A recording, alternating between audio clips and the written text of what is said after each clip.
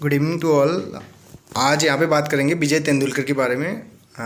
और ये जो कि बहुत ही इम्पोर्टेंट राइटर हो सकते हैं, क्योंकि एक दो क्वेश्चन यहाँ से भी पूछे जाते हैं। अब पिछली बार कभी अगर लेक्चरर का जो इंग्लिश लेक्चरर का पेपर था उसका अगर आप उठा के चलेंगे तो उसमें भी एक क्वेश्चन यहाँ से आया हुआ था। तो विजय तेंदुलकर के बारे में आप डिस्कस करते हैं। इनका लाइफ स्पेन के बारे में बात करें तो 6 जनवरी 1928 को इनका जन्म हो रखा था। तो यहाँ पे पहले स्टार्टिंग में हम कुछ क्वेश्चंस डिस्कस करेंगे, then after we will discuss some MCQs based on his biography. तो बॉम्बे में इनका जन्म हुआ था, बॉम्बे प्रेसिडेंसी ब्रिटिश इंडिया, उस टाइम की बात कर रहे हैं यहाँ पे 1928 की। तो लाइफ स्पेन की बात करें तो 6 जनवरी 1928 से 19 मई 2008 तक, ठीक है, इनका लाइफ स्पेन रहा है। विजय धोंडू पंत तेंदुलकर, इनका देखिए इनका फुल नेम क्या था, विजय Dhondu Pant Tendulkar was a leading Indian playwright, movie and television writer, literary essayist, political journalist and social commentator, primarily in Marathi. कौन सी लैंग्वेज पे थे? मराठी में, ठीक है। अब बात करते हैं आगे, यहाँ पे थोड़ा सा आगे बढ़े तो he is best known for his plays. इनके जो प्लेज थे जो फेमस हैं बहुत ज़्यादा, तो उनमें शांतता, कोर्ट चालू आहे। शांतता यानी कि जिसको silence, the court is in the session करके आप इंग्लिश ट्रांसलेशन इसका देखेंगे बाद में, 1967। घासीराम कोतवाल 1972।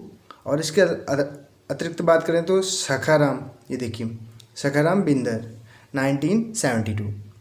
इसके अतिरिक्त यहाँ पे एक और प्ले है गिधड़े करके, दी वल्चर्स। वल्चर्स गिद्ध बोलते हैं जिसे ना, गिद्धड़े, इन्होंने मराठी में अगर इसको लिखा होगा 1961 में, ठीक। अवार्ड्स इनको क्या क्या मिले हैं उनके बारे में बात करें तो पद्म भूषण 1984 में मिला है इनको। पद्म भूषण के अतिरिक्त बात करें यहाँ पे संगीत नाटक अकादमी फेलोशिप मिली है इनको 1998 में, संगीत नाटक अकादमी फेलोशिप। और पद्म भूषण का मिला है 1984 में।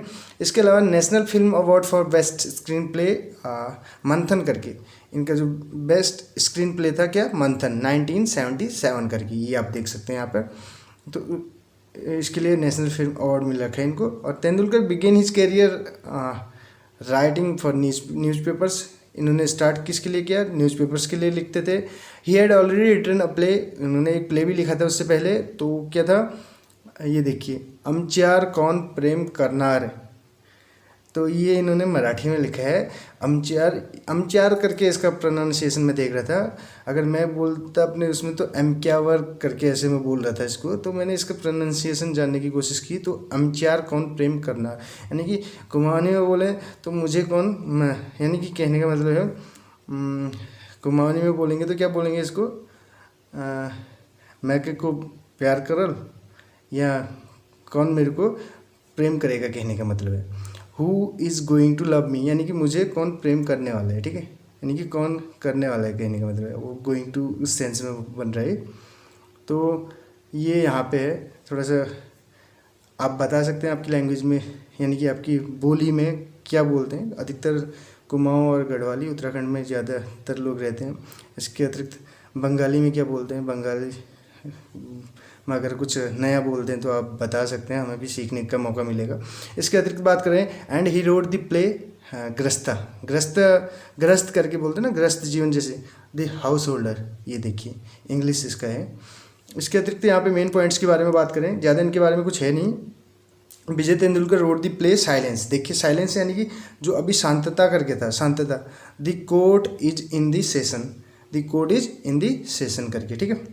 थोड़ा सा मैं इसको जूम कर देता हूँ ताकि आपको पढ़ने में आ जाए। राइटिंग तो ऐसी है, स्पीड में लिखा है, थोड़ा सा अपने नोट्स ही यहाँ पे शेयर कर रहा हूँ। It was originally written in Marathi, किस में लिखा गया था ओरिजिनली? ये मराठी में लिखा गया था। शांतता की बात कर रहे हैं, यानी कि silence, the court is in this session की बात यहाँ पे चल रही है, ठीक है। अब ये it was first appeared in 1963, आप देख सकते हैं यहाँ पे लिखा है इट वाज फर्स्ट अपीयर्ड। अब क्वेश्चन बन सकता है when was it first appeared, तो आप आंसर क्या देंगे? 1963। There were 3 acts in it, how many acts were there in the play silence, the court is is in the session करके ऐसे आएगा तो देयर वर 3 एक्ट्स, 3 एक्ट थे इसमें। और इसके अतिरिक्त बात करें, दूसरा पॉइंट है हमने बना रखा है प्रिया अडारकर, जो कि जिन्होंने ट्रांसलेट किया था। Priya Adarkar translated the play silence the court is in the session in English. इन्होंने इंग्लिश में इसको ट्रांसलेट किया था, क्योंकि ये जो पहले बात करें ओरिजिनली किस में लिखा गया था, मराठी में लिखा था, आपको पता है। उसके बाद इंग्लिश में ट्रांसलेशन इसका प्रिया अडारकर ने किया। ये लास्ट टाइम शायद मेरे को लग रहा है जो क्वेश्चन था इसी पे बेस्ड था। और कब किया था इसका ट्रांसलेशन? 1974 में। अब नेक्स्ट पॉइंट है it was a political satire बोलते हैं, ठीक है। तो क्या था, एक सटायर था किस पे? पॉलिटिकल, जो वहाँ की यानी कि जो राजनीतिक व्यवस्था बोल सकते हैं, उस पर एक सटायर था ये, ठीक है। The profession of the protagonist. अब प्रोटेगनिस्ट किसे बोलते हैं? पहले अधिकतर लोग तो जानते होंगे, अगर जिनको नहीं पता है तो बता दूँ यहाँ पे। प्रोटेगनिस्ट बोलते हैं हीरो को, हीरो ऑफ द नोवेल का जो हीरो होता है उसे क्या बोलते हैं? प्रोटेगनिस्ट बोलते हैं। और विलेन को क्या बोलते हैं? एंटेगनिस्ट बोलते हैं, एंटागनिस्ट, ठीक है। विलेन को बोलते हैं एंटागनिस्ट और प्रोटेगनिस्ट बोलते हैं किसको? हीरो को, ठीक। तो प्रोफेशन क्या था उसका? तो प्रोफेशन स्कूल टीचर था, ठीक है। अब प्रोटेगनिस्ट था कौन, इसके बारे में बात कर लेते हैं। प्रोटेगनिस्ट कौन था? मिस लीना बेनार करके, ठीक है। मिस लीना बेनार करके है, ये प्रोटेगनिस्ट थी इसमें, ठीक है। 5th पॉइंट पे यहाँ पे आपको दिया है मिस काशिकर करके है ये। Miss Kashikar was a school worker in the play. अब हु वॉज मिस काशिकर? तो इस मिस काशिकर क्या था? सोशल वर्कर है, स्कूल वर्कर नहीं, सोशल वर्कर थे। अब इनकी अगर बात करें, मिसेस काशिकर जो थी सोशल वर्कर थी, और मिस्टर काशिकर की बात करें, मिसेस काशिकर थी जो उनकी वाइफ थी, यानी कि वो तो सोशल वर्कर थी। मिस्टर काशिकर क्या थे? मिस्टर काशिकर के बारे में यहाँ पे है, मिस्टर काशिकर बिकेम द जज इन द प्ले। इनको यानी कि ये जज बने किसमें? इस प्ले में। जज यानी कि न्यायाधीश बोलते हैं जिसको। इन the play silence the court is in the session में ये जज बने थे। और इसके अलावा mister and Mrs Kashikar represent. अब क्वेश्चन ऐसे बन सकता है ये किस चीज़ को रिप्रेजेंट करते हैं? तो कन्वेंशनल मिडिल क्लास सोसाइटी को ये रिप्रेजेंट करते हैं। कन्वेंशनल मिडिल क्लास सोसाइटी को ये रिप्रेजेंट करते हैं, ठीक है। इसके अतिरिक्त अगला पॉइंट ये हो सकता है, mister Kashikar was the chairman of SMTPA। Mister Kashikar जो थे वो चेयरमैन थे किसके? SMTPA। SMTPA की फुल फॉर्म क्या होती है?